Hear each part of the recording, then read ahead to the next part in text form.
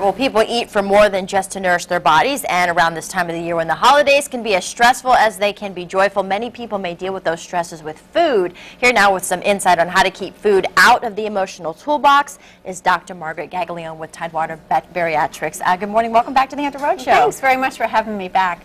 Teaching patient strategies is an important part of obesity management.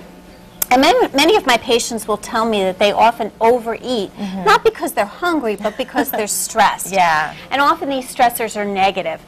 So they're either tired or fatigued or feel overwhelmed. And we're really going into a time of those kind of stressors.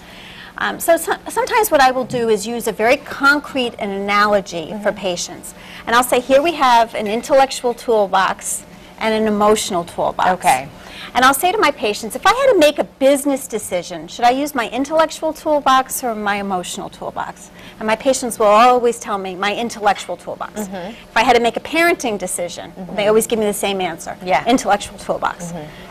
And then if I said, if I had a stressful day, which one would I use? And they all say emotional toolbox. Then I ask the question, is food in your emotional toolbox?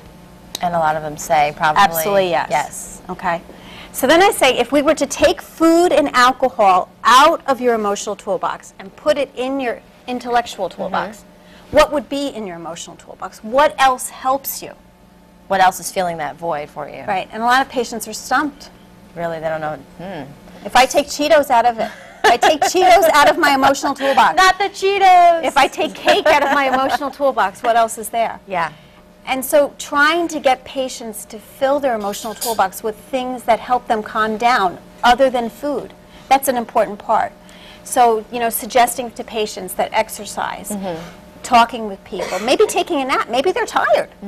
You know, things that are other than food is a really important thing. And so giving them concrete examples of that. How does one gauge to know what goes in what toolbox? Like if, you know, if you said food was in their emotional toolbox, do you suggest them to start doing activities, and if that makes them feel good, then perhaps they can replace that with food? You know, and go here's on? an example. Like, you know, my kids drove me crazy all day. I deserve that piece of cake. That's sort of an emotional response, right?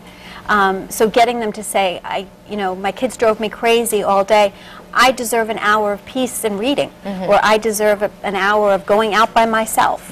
That's a good response, and it's not harmful. You know, it's doing something good for yourself. I deserve to go out and buy myself some flowers, or music, or reading, or something that's not food related. Food related. Okay. Talk about, I mean, it's holiday time. We're coming up on it. You know, Black Friday is coming up. How do you tell people to just get prepared for that before they just overload themselves or stressed out to the max and to where they can't even just differentiate the two? The most important thing is to remember to eat well. So, you know, eat your breakfast, eat your lunch, eat your dinner. Don't skip meals. Okay. And so if you eat well and are full, you won't get into trouble.